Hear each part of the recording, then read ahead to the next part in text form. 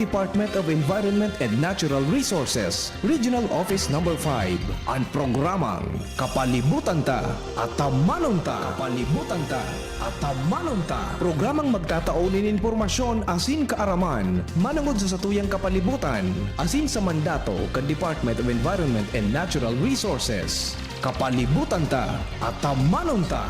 Ngunyan, ang sa indong makakaibahan.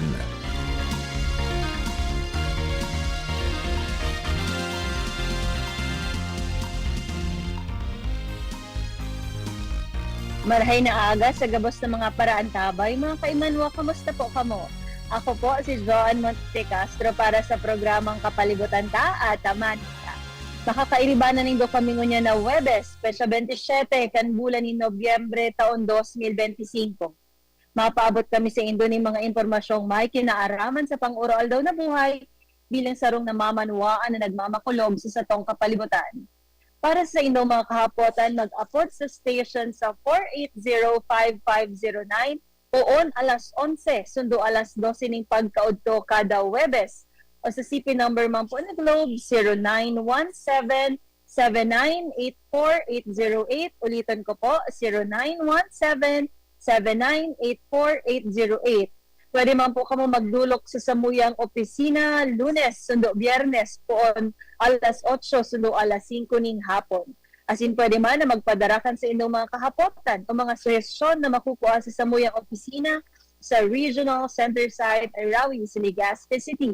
Kami sa inyong man aantabayan sa internet, asin sa Facebook page, Candizi GB. Ang DENR Munyan! Ang DENR Munyan! Mga pangyayari asin aktibidades sa implementasyon kan mga programa kan Department of Environment and Natural Resources, lokal asin nasyonal. Anion ang sa indong tagapagbareta.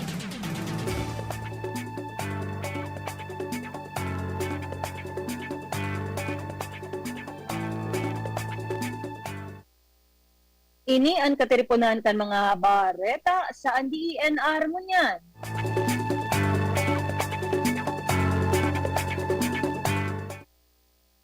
National Summit on Climate and Disaster Emergency in the Philippines pigsa sa Gibo sa Albay.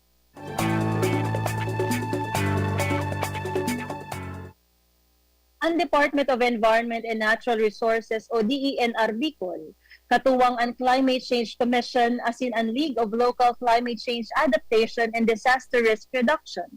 Pigsa sa gibungunyan ang National Summit on Climate and Disaster Emergency sa Pilipinas tuon kasuhapon Nobyembre 26 sa gudngunya na aldaw Nobyembre 27, 2025 sa The Oriental Legazpi City, Albay. Anduang aldaw na pagtiripon na may temang Towards Anticipatory and Responsive National and Local Climate Investments. May objeto na pakusugon ang pagtarabangan sa pagultanan kan mga nasyonal asin lokal na gobyerno, pribadong sektor, civil society asin akademya, tanganing makabilog min mas makusog asin climate adaptive na Pilipinas. Tampok sa summit ang mga plenary sessions, panel discussion asin side events na nakatutok sa anticipatory financing, sustainable climate investments, disaster risk financing as in multi-sectoral na kolaborasyon. Nagtao man ng kaaraman ang mga delegado halis sa international organizations, Aragon Asian Development Bank, World Bank, European Union, GIZ, JICA as in COICA, manunungod sa global climate financing mechanisms as in mga partnerships. Pigtatawan doon ka National Summit on Climate and Disaster Emergency sa Pilipinas, ang pinagkasararong promesa kan gobyerno na pakusugon ang mga investment in partnership na nagpoprotektar sa salud, kabuhayan as in mga ekosistema sa tahaw kan naglalala na climate crisis. Ini ang katiribunan kan mga bareta sa DENR Munyan.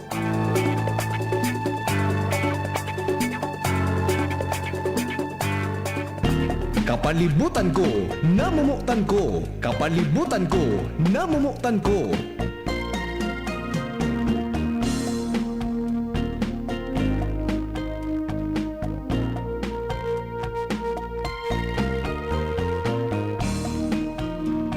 Sarong makakalikasang aldaw po sa giraray sa satuyang mga paraan tabay. Enet po sa gabos, bation taan mahihigos na personahes kan Office of the Regional Executive Director sa pamamayo po kan samuyang matibay na direktor na si Red Francisco Emilio Jr. sa Sudri. Sa opisina man po ni Assistant Regional Director for Technical Services Ronel Sopsop, kay ARD for Management Services Ronel B. Astor, Assistant Regional Director for Special Concerns Adona P. San Diego, dyan po sa Mines and Geosciences Bureau kay Engineer Guillermo A. Molina Jr. IV, as in sa Environmental Management Bureau sa pamamayo po ni RD Jerry Jeronimo Sanyas. As in, good morning po sa gabos na mga naghihilingkan sa tuyang Facebook Live. Live po kita sa DZGB sa oras na ini. Actualmente po, medyo masamo kami kasubago. Sayaon po kami ngunyan sa Oriental Hotel. Sabi ko nga ni po, tig sa Sagibo ta, itong National Summit on Climate Change. Kaya po, grabe ang kasiributan. Actualmente po, 300 ang partisipantes na yaong digdingunyan sa The Oriental Hotel Legazpi. Tangan ina, pag-urulayan ang manunungod sa mga polisiya, nagigibuhon ta po. Tangan ina, mas solusyonan ta ang krisis manunungod sa climate change. As in, aram ko na kasuhapon, dakulon din po ng mga media personnels ang yaon digdi. 20 po na personahes kang media, taas a side event kan samuyang National Summit. Nagkaigwa po kitang press conference, kaibahan ang mga media friends and partners na po kasuhapon.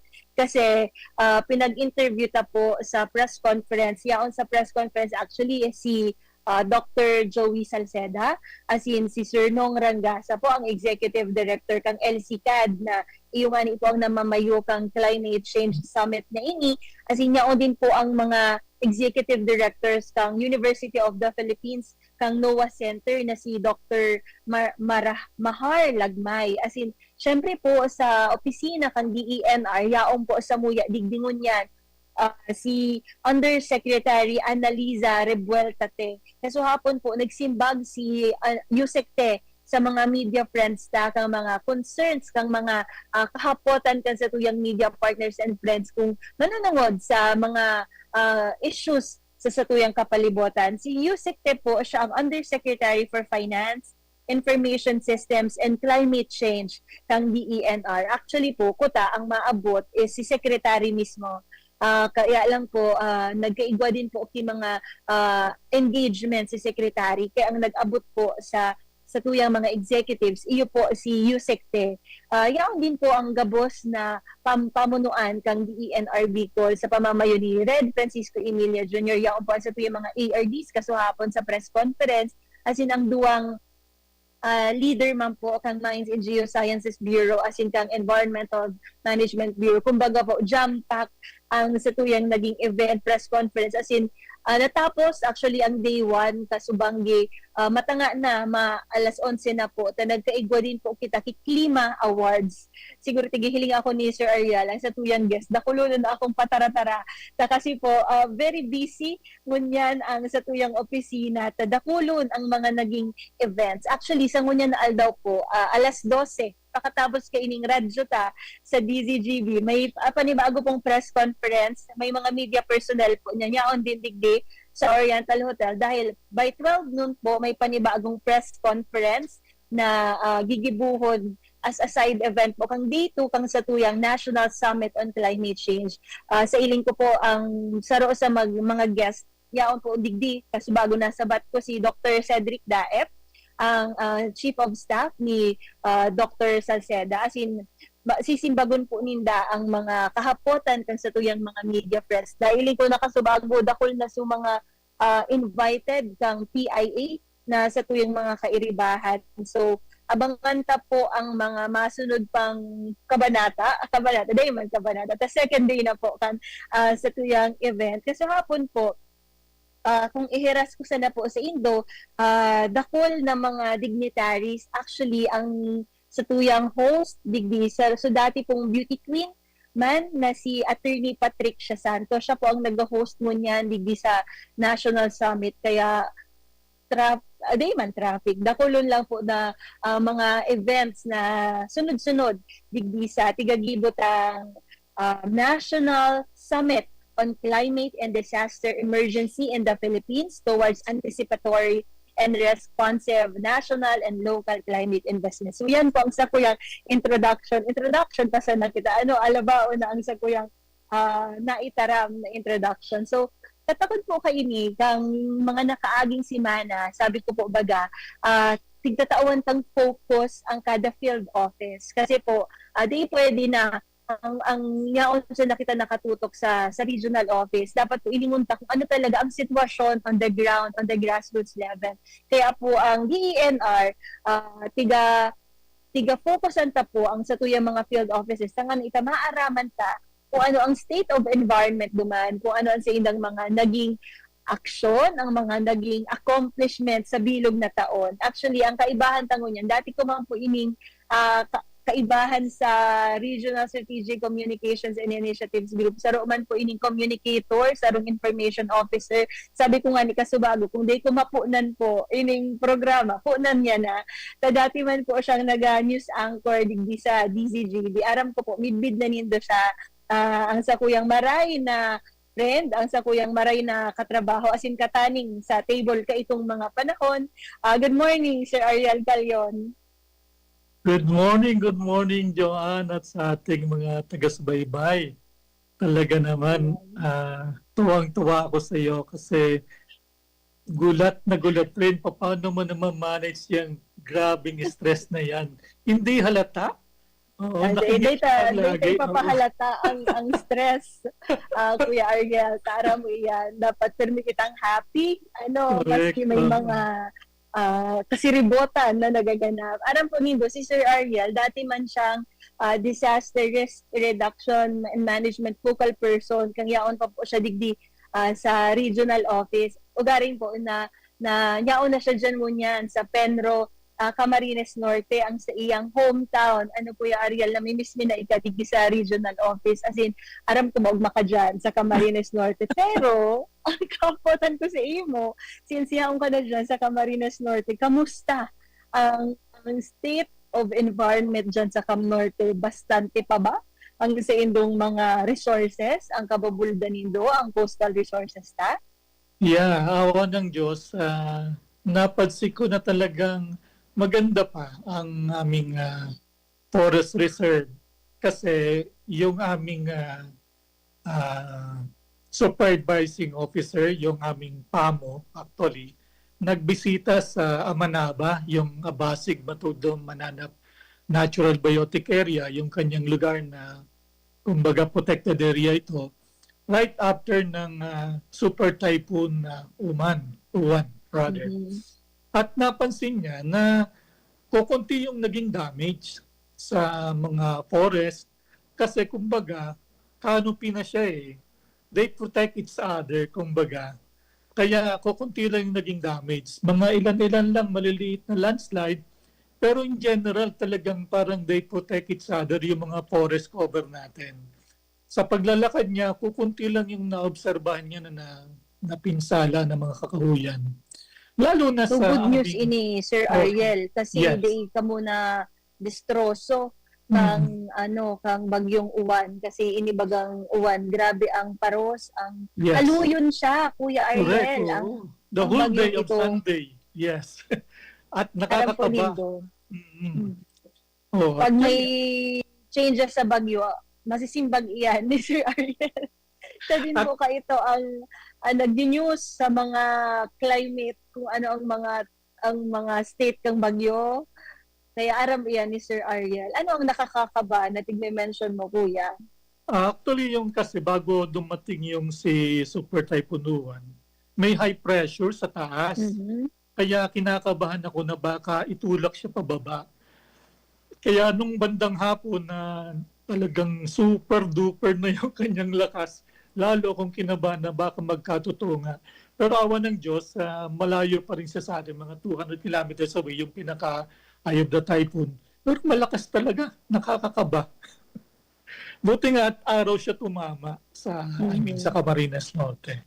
Pero ini po, Sir Ariel, na estado kang kapalibutan sa Camarines Norte, nabanggit mo sa muya na nasalbar na di man natamaan kasi nagtama baga talaga sa Catanduanes and Masbate ang satuyang Typhoon Uwan. Actually, i-share ko lang, Sir Ariel, kasuhapon, since yaon digdian sa tuyang Undersecretary for Finance si Yusek Te, nagkaigwa king compassion project digdi sa Oriental Legazpi, nagdigdi su mga beneficiaries na mga nadistroso na mga personahes kang DENR, as in nagkaoki assistensya, cash assistance, as in mga relief goods, parang may nailing ako kasuhapon ng mga bagas, mga groceries, as in bako sa na ito, bako sa na bagas, as in groceries, igwang kwarta na tigtao para sa mga narautan ki mga harong kasi kasuhapon nagkaigwa ki video presentation kang mga naraot na mga harong kang sa tuyang mga personahes. Grabe, so destruction kung nailing talaga duman na ralayak ang mga harong. So I think sa Masbate ba ito dyan, so 100,000? Sa Masbate. Sa Penro Masbate, tigtawan ng tapong cash assistance ang Penro Masbate nag-abot sa 100,000. As in sa Catanduanes, tigtawan ng taman pong cash assistance. So nagkaigwa po ki Compassion Project ang sa tuyang opisina, kaibahan ang mga field offices ang mga lideratos together with ang mga ARD staff, ang mga directors. So Sir Ariel, kasi napag-ulayan ta ang current state of environment kang Catanduanes ay kang Camarines Norte. Ngunyan, ang pirmitang tigahapot. Actually, pang-apat na kamong field office na na-interview ta. Ano po ba ang naging top 3 accomplishments nindo dyan sa Penro na kumbaga pinaka-proud ka mo? Igwa po ba kamong accomplishments na naging maugma ka mo? Proud ka mo na ihiras digdi sa tuyang programa sa kapalibutan ta at amanan ta? Actually, meron, Joan, kasi dito sa Camarines Norte, lalo na't nagiging usapin yung kahalagahan ng tubig, limited resources kasi ito. So dito sa Camarines Norte, nagkaroon kami ng yung tinatawag na assessment at yung vulnerability assessment. Actually, ng watershed, may 3 kaming watershed na na-assess na.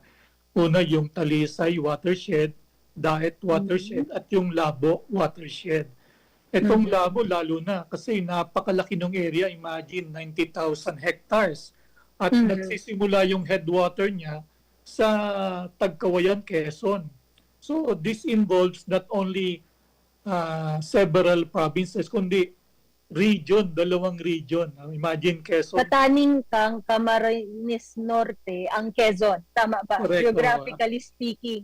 So Yes, kung iisipon ta ang kadakulaan kang watershed na ini, duwang jurisdictional area ang pag-uurulayan ta. Ibang region na ini, Yes. Ariel, pero laog pa duman ang tigsasabi mo na watershed. So ano ang naging accomplishment dumanindo talaga na proud ka mo? Naging okay ba ang implementation ng mga programs sa watershed na ito? Yes, Joan, kasi kahit na nga napakahirap ng coordination kasi hindi na lang 2 province, 2 region na. So, ang nangyayari, yung mga taga-Tagkawayan pumupunta sa Camarines Norte para lang mag-meeting. So, imagine mo yung mga barangays na involved pumupunta sa Camarines Norte, then initial meeting yon, and then the following meeting na naman, yun namang taga-Cam Norte ang pumupunta sa Tagkawayan para lang mapag-usapan kung ano ba yung dapat gawin. At naisagawa ito, Johan. Ngayon, pinaplansya na lang yung mga kumbaga talagang team na mag-uusap-usap para lalo pang maplansya ito. At dito rin sa Talisay watershed, maliit lang ito. Kung gusto ko sanang ipakita yung GIS map, kaya lang meron pala akong anong tawag dito sa likod ko. Ayan na nga niya ang gusto kong apoton sa imo. Kung ang background ko is Oriental Hotel, ang mga nag-iiling po sa tuyang Facebook Live, ipahiling ko kasi magayon na ang sa tuyang lobby. Gari kita vlogger. Ini po ang Oriental Hotel sa mga nakaka-iling sa tuyang Facebook Live. Hain ka man, Sir Ariel, nag-ready Actually, yung program. Ano iyan na background nasa mo? Calagos Island ako. Ibang level. Kung ako, yaon din sa Hindi. Ano lang yan. yung lobby. Background Sa screen inyo lang. yan. Calagos Island pala. Grabe, Anyway. sa advent, kung sa tuyang teknolohiya, maski yaong ka, ang background mo kalagwas, yaong kita mo niya sa DCGB Live, tangan inaihiras ang mga programa asin polisiya ng DENR. Actually, Sir Ariel, sa Hello? Nawala. nadadangog na ka pa. Okay. Ang gustong sabihin ka iyan, ang accomplishments ni Duduman, so stakeholder engagement, which is good, ano yan, parang proof na kapag magayon ang pakikipagtabangan, ang partnership ta sa mga manlain-lain na stakeholders na isa sa gibo ang satuyang mga programa. Yes. Igo ka pa po bang gustong idugang Meron Duduman pa. sa mga top 3 accomplishments? Sige po, ano po ito sa Yung forest protection din namin kasi yung napakagaling ng aming monitoring and enforcement section. Imagine mo ang target na 500 kilometers na ipatrol, yung lawin patrol ba? Imagine mo sumobra pa dun sa target. 700 plus kilometers ang nagawa. At may mga apprehensions din na na-accomplish sila. Wala sa Para target? Come again? 500? Ang 500 target? kilometers yung ipapatrol na area, pero nagawa nila 700 plus. Talagang masisipag na, kumbaga sa pamamagitan kasi nitong mga lawin patrol na ito, yung mga forest protection officers natin, mga forest ranger, ay nagpapatrol sa loob ng kagubatan. Nakikita nila dito at naobserbahan kung ano man yung mga threats o yung mga kinakailangang improvements na nandyan sa loob. So, magaling. Actually, ang pagpatrolya sa kabubuldan, bako ini ka sarong madali na trabaho, mapagali ini, tadakulo ng mga multifactorial bagayan, may masabat ka din siya na danger.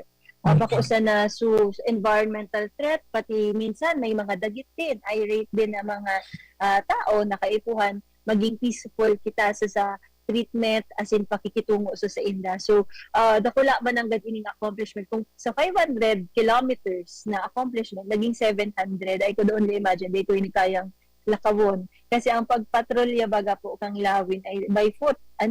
Sir Ariel, kasi naiiling ini sa tuyang tracking system, ining lawin patrol system na iyo ang na-generate kumbaga sa science-based na kita. At saka talagang yung pinagpatrol nila sporadic sa iba't ibang parte ng Camarines Norte, kumbaga. At yung pangatlong accomplishment ay yung maging finalist si Penro Franz Fortuno, yung aming PNR officer, sa Eagle Award.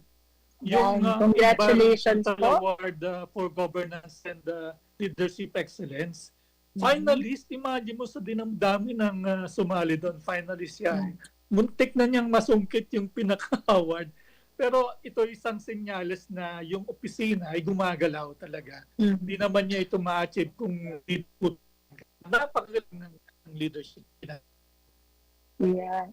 That's good, Sir Ariel. Medyo nagluluya ang internet connection, data ka nadadangog. Actually, they ko sure kung Oriental Legazpi, internet, sinala sa internet ka Oriental.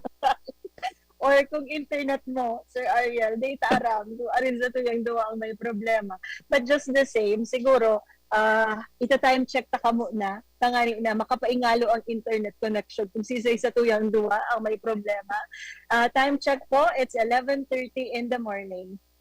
An oras hatod sa Indocang. Artisan Joint Supplement. Bumabagal ang galaw dahil sa joint pain at arthritis. Mag-Artisan Optin Lutein Capsule. Alagaan ang paningin sa tulong ng Optin. Kitang-kita ang kalusugan ng mata. Plemex for Kids. Mommies, agapan agad ang ubo at plemang nakabara. Pambatang lagundi.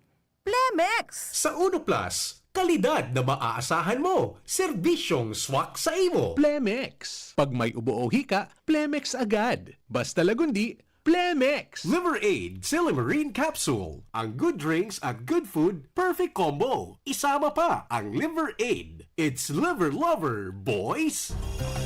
DENR Antabay. DENR Antabay.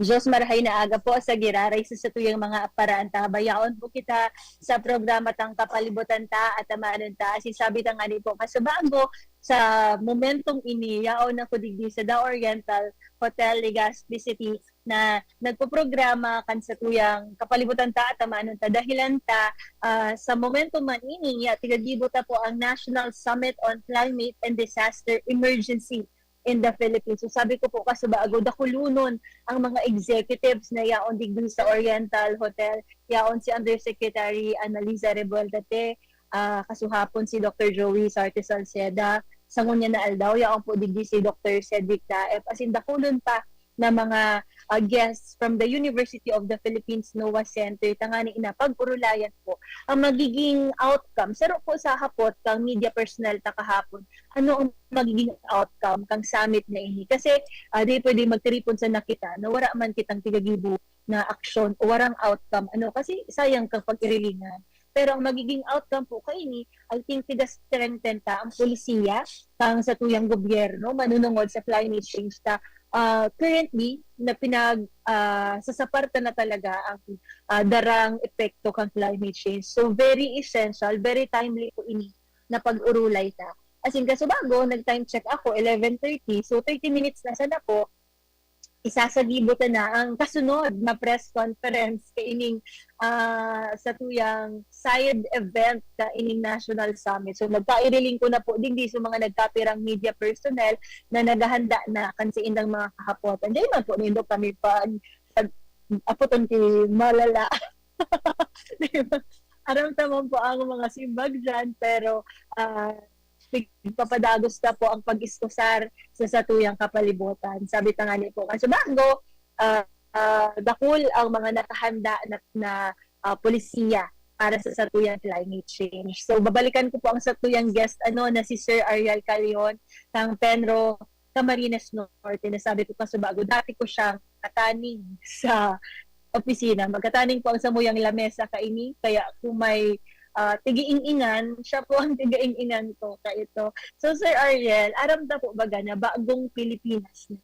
So sa pag-implementar ta po kaining bagong Pilipinas, nakakontribute po ba ang Penro Camarines Norte sa muna na taon sa pag-implementar ta kaining bagong Pilipinas sa current administration kan sa tuyang presidente si BBM? Yes, Joanne, kasi parang nais ng ating presidente ngayon ay mapabilis yung mga transaction sa office, kumbaga walang delay. Kaya ito rin ang ginagawa namin sa opisina. Sinisikap namin na kapag kami mga kliyente ay agad naming tinutugunan yung kanilang mga pangangailangan. Actually, dun sa aming client survey satisfaction, maganda ang feedback. May mga comment sila na mabilis daw ang serbisyo, nasasagot agad yung kanilang gustong malaman o pangangailangan. Kaya kumbaga parang tulong talaga ito sa ating mga karaniwang mamamayan, mga clients na nagpupunta sa atin na pagka dumating sila doon, nakakunot ng no, paglabas sila nakangiti, ang sarap sa pakiramdam na nakakatulong tayo kahit papaano. At saka hindi lang yan, yung new law dun sa Procurement Act natin, yung RA 12009, sinisikap din namin maisakatuparan dahil yung aming back, kami meeting lang at inaasikaso na agad namin yung mga talagang transparent na may totoong bidding, walang ghost project, mga ganun ba? Para sa ganun, yung credibility, yung credibility natin ay matibay. At hindi magdududa yung mga tao na talagang naisa sa katuparan. Lalo na yung imagine mo ang isa sa pinakamahirap kasing gawin yung pre-patent, no? Kasi ang haba niya. 120 days pag ang proseso. Yan ang proseso. Imagine mo, naka-accomplish yung opisina ng beyond sa target na rin. Imagine. Ganon.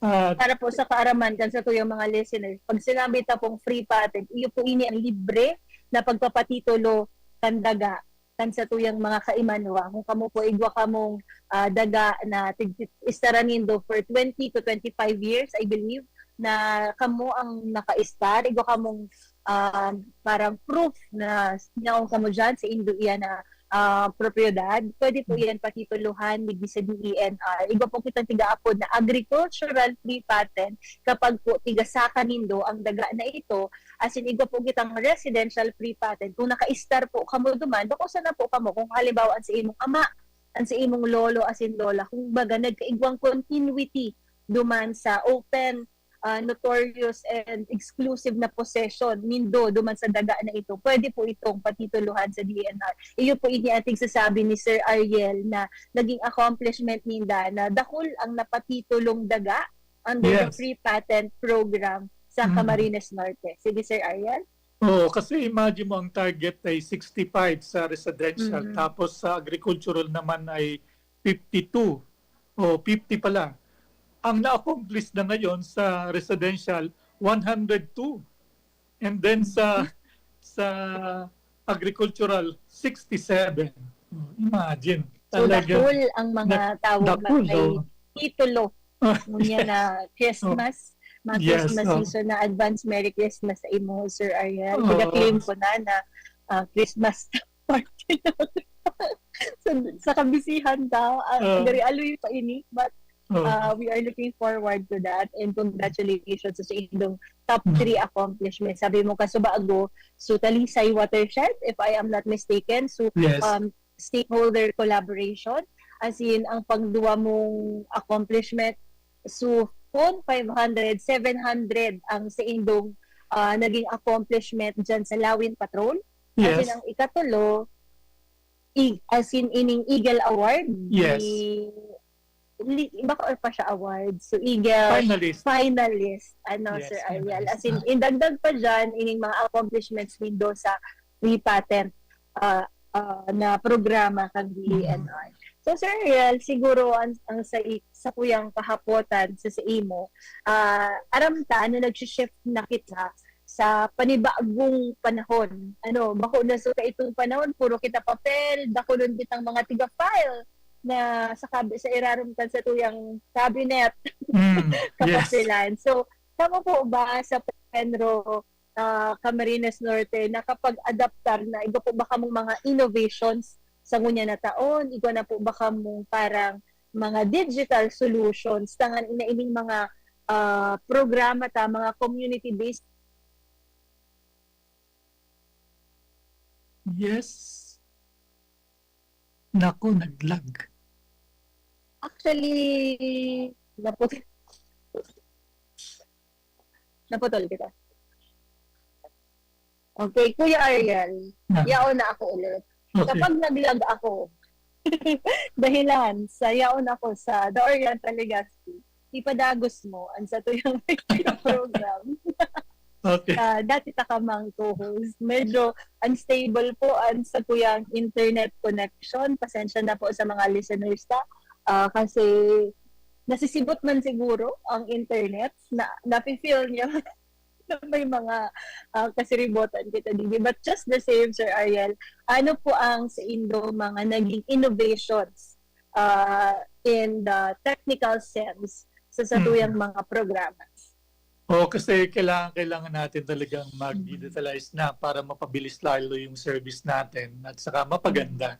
So, base sa aking pagtatanong-tanong sa mga chiefs sa iba't ibang section, ang napansin ko yung paggamit ng GIS, yung Geographic Information System. Kasi napapaganda nito ang presentation at saka visual, visual. Katulad nung meron kaming tinatawag na one map ang Cam Norte. So nandun na by layer yun. Nakalatag na lahat ng programs. Isang tingin mo lang, makikita mo na. Kumbaga, interactive siya. Kaya ito rin yung ginagamit ko ngayon sa pag-share sa iyo. Gusto ko sana nang ipakita, kaya lang meron pala akong screen background. Anyway, Next Bukod- time na lang. Ah, Next year, interviewin may ikaw ulit. Ipailing mo yan sa MIA na data. Oo. Tapos bukod doon, yung system din sa land bank na ina-apply na natin, online na ang pagbabayad ng client natin. Pwede na yon. Tapos isa pa, dun sa finance section natin, gumagamit na rin sila ng tinatawag na EGAS, Electronic System, Accounting System, o Government Accounting System, EGAS, na hindi na sila kinakailangang may malapad pang papel na pipilapan. Kumbaga, nasa computer na rin lahat. Ang kailangan na lang nilang gawin i-analyze. So, mas hindi nakakapagod, pero sa pag-analyze daw nakakapagod ng isip, sabi ng aming accountant. And then, bukod doon, yung Red TS na susubaybayan natin yung daloy ng documents sa madaling paraan. Pagka nagtatanong ko, ang dali kong na-trace kung kanino na itong document na ito, tatanungin ko lang doon sa aming system. Magtatanong lang ako doon, matitrace na agad, malolocate ko na agad kung kanino yan. So, at bukod doon, gumagamit kami ng QR code para hindi mapeke yung ating mga official documents. Lalo na yung sa mga permitting, very sensitive documents na pwedeng mapeke kung walang QR code. So, isang protection ito na naglalagay kami ng mga QR codes sa mga permits. Yan, Joanne, ng mga innovations. Nakul din pala talaga ang mga naging innovations kan sa indong opisina. So, Sir Ariel, siguro, aram ko, saro kang information officer, ang talent mo, kumbaga, storytelling. Saro sa talent kang iyo. Aram ko, kataning ka. So, pwede mo ba sa mo yung iheras ang naging success story dyan sa Penro Camarines Norte? Iba po baka mong success story o mga naging best practice sa indong opisina sa ngunyang taong 2025 tangani na kumbaga na-involve ang sa tuyang komunidad, ang na-improve ang sa indong rehabilitation efforts as in conservation efforts? Yes, meron naman, Joanne. Actually, nakakatuwa ito kasi alam mo yung minomonitor natin usually yung mga flying foxes, yung mga kabog. Ayan. Ang dami nito. Dati-dati, pag pumupunta kami, matatagpuan mo siya sa Apo Island. Yung tinatawag namin na Pequeña Grande saka yung isa pang island na katabi nito. No, Apo Pequeña, gano'n. Pero lately, napansin namin na nag-migrate sila sa ibang lugar, sa Mambalite, Barangay Mambalite, ng Ano daet. ta siya nag-migrate? Oh. Ano ang naging Ang rason? suspensa namin, na-disturb yung kanilang habitat doon. Kasi may mga turista, pumapasyal doon sa isla o kaya daanan sila ng mga motorboats, ng mga, kumbaga na-disturb ang presence nila doon. Kaya alam mo, na-discover namin na nag-migrate sila sa isang mangrove area na na-rehab ng Cam Norte, ng Penro Cam Norte, ng mahabang panahon. Kaya ngayon, doon na sila Bago ang sa indang istaran. Yes, oo. Nagkaroon sila tuloy ng lugar na pwede na lang magandang tirahan. Pinag-drone shot namin ito at nakita namin na ang estimate na population nila nasa 30,000. Takulon. Takulon! Actually, sa istorya mo, Sir Ariel, napifeel ko na nauugma ka dyan Ay, sa Camarines Norte. Ayan, imagine ko, so pag-migrate kaining mga flying foxes sa araman kung giraray kan sa tuyang mga kaimanua. Pag tig-out po na flying fox, iyo po inisudara ko laon po baga na bat na minsan napapagkamalan siyang manananggal kang ibang mga tao gari po kaya siya kasing size na yung mga flying foxes po na dakulaon na gari paguna nindo tao kadakula kaya siya sa mga folks o sa mga nyaon duman na mga nagbisita napapagkamalan siya kay may manananggal na duman. But actualmente po, flying foxes po ito. So, sa istorya ni Sir Ariel, kung may flying foxes na 30,000, I can only imagine kung guraano kagayon itong naging kaining mga flying foxes na ini. So congratulations sa indo dyan, Sir Ariel. Kasi kapag tiglilipatan baga siya kang mga wildlife species na ibig sabihin, igosin da duman na bastanting resources Yes. para sa kaunon, para Yes. sa kumbaga livelihood maninda, galing Oh. kitang mga tao. Mag naglipat kita, igwa kita duman na kakaunon as in maray na iistaran. So ining success story po na pighiras ni Sir Ariel, tunay siyang success story. So Sir Ariel, tig-iling ko, nag-iling ako sa listahan ng mga sinadmi sa imong kapotan. Ano? Igwa po ba kamang mga naging major challenges sa indong opisina? Taram tama na, bako man, mura man na perpektong pagpadalagan. Igwa po ba kamang mga kinahampang na challenges sa taon na ini? Ay, marami ring major challenges kasi alam mo naman kapag ang opisina nag-ooperate, napakalawak ng ating responsibility, no? At ang number one talagang kulang ay yung personnel. Oo. Talagang hindi kaya, kumbaga, hindi kaya ng bawat permanent employee na nasa office. So, kinakailangan talaga mag-augment. Mabuti na nga lang at may mga yung partnership din tayo sa mga academe sa school, lalo na sa Camarines Norte State College, na nagpapadala sila ng mga OJTs nila. So ina-accept natin yan at ang laki ng tulong nila para ma-augment yung personnel natin na makatulong rin sa accomplishment ng mga targets natin. At hindi lang yan, yung pabago-bagong panahon din nakaka-apekto rin sa ating mga programs kasi like yun nga, yung flying foxes na ito, dapat pupunta dito sa Camarines Norte ang mga taga-regional office para i-identify yung mga species. Dahil sa pabago-bago yung panahon, hindi sila nakakarating. So nadidelay. Ang ganda na ng coordination sa Menro, sa tourism, kahit na sa media, ang ganda ng relationship na nagkakaroon ng kaisipan na, nandyan sila, protektahan natin kasi tourism spot yan. Mag-generate din yan ng income sa atin. So dapat magkaroon na tayo ng magandang policy na nang sa ganun, hindi yan umalis dyan.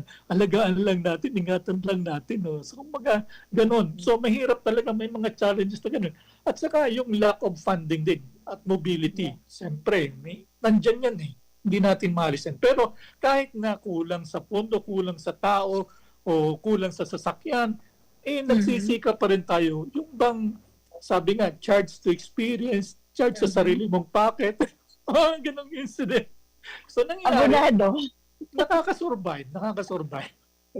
Yan ang maray, Sir Ariel. So, maski may mga challenges na papagtagumpayan tamang gila yun. So, siguro, digi sa mga challenges nating banggit mo, poon sa personales, poon sa mga budget struggles, ito po ba kamong mga naging notable na partnership sa mga LGU siguro, sa mga stakeholders na kung saan ang mga stakeholders nakatabang sa Penro Camarines Norte tangani na maboost ang satuyang environmental ang mga inisyatibo manunungod sa environment? Yes. Yung partnership natin sa academe, sa Camarines Norte State College at sa iba pang schools, kasi tuwing nagkakandak tayo ng mga information drive, palaging nandun sila nakasuporta. Kahit yung mga estudyante nila, minsan ini-invite din tayo para magbigay ng mga information drive. Ako, ilang beses akong na-invite. Imagine, 200 students yung audience. So talagang makakapag-share ka kung ano yung gusto mong iparating sa kanila, yung ating mga mandates, mission, vision, saka yung mga programs natin, na ihiras natin sa kanila. At hindi lang yun, yung Camarines Norte Waters District, may tie-up din tayo sa kanila na sila mag-rehab ng isang area na pwede nilang pagtaniman ng puno. Kasi yun ang kanila naman na kailangan, ng supply ng tubig. At hindi lang yan, mayroon din coordination na nangyari sa kanila na yung source ng tubig. Alam mo dito kasi sa Camarines Norte, problema namin yung tubig eh. I mean, hindi yung supply, kundi yung nagdadala ng supply. Tubig sa Meron inyo, namang Sir Ariel. yung tubig inumin. Yan. Marami naman sanang supply sa taas, kaya lang hindi inaabot nung talagang pagkukunan. Nandun yung source at itong Camarines Norte Waters District nakipag-tie up na sa DNR na i-facilitate yung source na nandun sa loob ng protected area. So mahabang usapin pa ito Pero pagka naganap at maganda yung source ng tubig, kasi ang nangyayari ngayon dito sa Camarines Norte, ang nagiging source ng tubig ay yung ilog. Kapag kaulan, nagiging malabo siya. Nagagamit ang satuyang ilog. Mhm. Tinitreat yun. Kaya lang, dahil malabo nga, yung filtration facility nila, nahihirapan. So, tinitigil nila. So, yung supply ng tubig na dapat sana tuloy-tuloy na dadaloy sa mga kabahayan, ay nahihirapan. So, yun. Mhm. So, dakula pala ining challenge din sa satuyang. Diri siya na ang water scarcity. Una ako digdi lang sa Albay, sa muya nga ni waran tubig. Nagpapadeliver ako actually, Kuya Ariel, trucks. May nagde-deliver. Kaira ko na. May nagde-deliver na truck sa Samuyang subdivision. Oh. Kada week. Kanina magkatubig sana ako kung saan po yung secret. Pero ang scarcity po pala talaga kan tubig. Grabe, maski sa Camarines Norte. Pero hopefully maging okay ini kasi kang mga nakaaging sa Ringaya Award, ibo kitang pig-awardan sa Naga. I believe Naga ito, na tig-rehabilitate ninda ang watershed duman.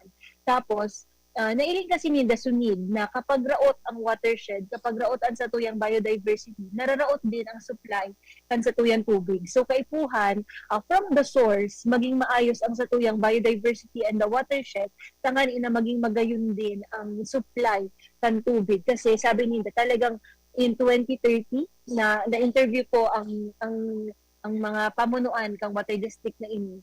As in, sabi nila, magkakaigwa talaga ang water scarcity by then. So, ngunyan pa sana, tiga-solusyon na ninda bilang water district as in, nakikipagtabangan sinda sa DENR. So, ilingon ko lang ang sa kuyang relo. 8 minutes na sa nakita, Sir Ariel. Time check. Lobat na rin ako. Hello, ba't ka na? Siguro ang last question ko sa imo, kung lobat ka na, ano po ba ang sa imong naging key lesson? Ang naging key lessons kung sa indong bilog na opisina sa ngunya na taon in terms of di ba, policy implementation, dakulunon kitang mga tigibo na programa as in polisiya. Igwa po ba kamong mga take away o mga lessons na gusto nindong i-improve o idara na mga magayon na programa sa masunod pang taon? So dito sa ng panahon, 2026 na. So yung talaga, yung partnership and the strong collaboration sa iba't ibang agency, basta nakakatulong. Kumbaga, sa panahon ngayon, dapat hindi na tayo nagkukontrahan, kundi nagtutulungan. Mahalaga yon para nang sa ganun itong problema natin sa climate change, o kung ano pa mang mga problema sa buhay, masolusyonan natin. So, tulong-tulong, sama-sama. Yun ang kailangan.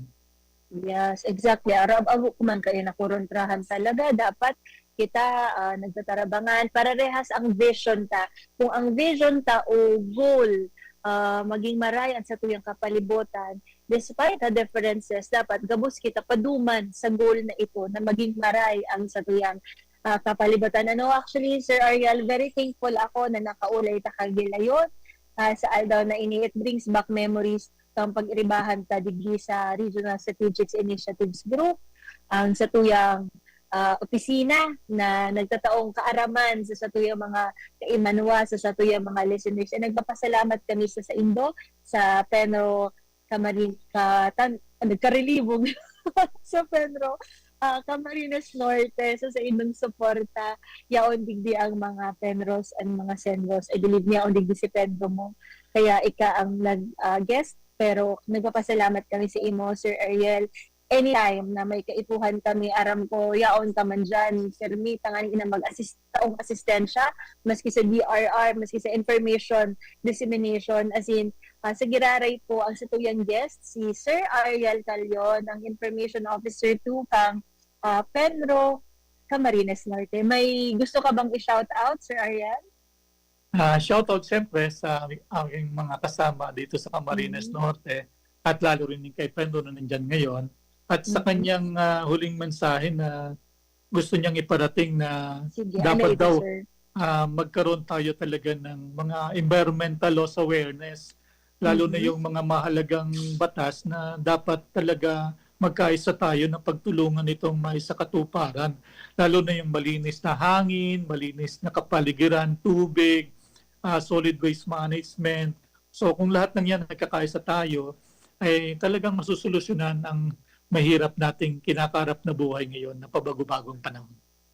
Yeah. Thank you so much po, Sir Ariel, sa imong update sa state of the environment dyan sa Camarines Norte and sa imong mga inheras na insights, mga kaaraman manunungod sa mga naging programa as in update sa mga polisiya nindo sa innovations, sa success story, ang sa yung mga flying foxes, narurumduman ko sinda.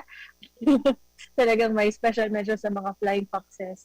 And sa bilog pong pag-iribahan ta dyan sa Penro, Camarines Norte. Salamat po. So sa Galaray po, ako si Joan Montecastro, as in sa liderato kansabuyang maigos, as in matibay na Regional Executive Director na si Red Francisco Emilia Jr. Sesotri.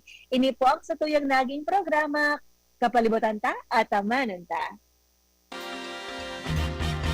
Sa indong nahinanyog ang programang Kapalibutan ta at Amanon ta. Kapalibutan ta at Amanon ta. Diyos mabalos sa indong pag-antabay.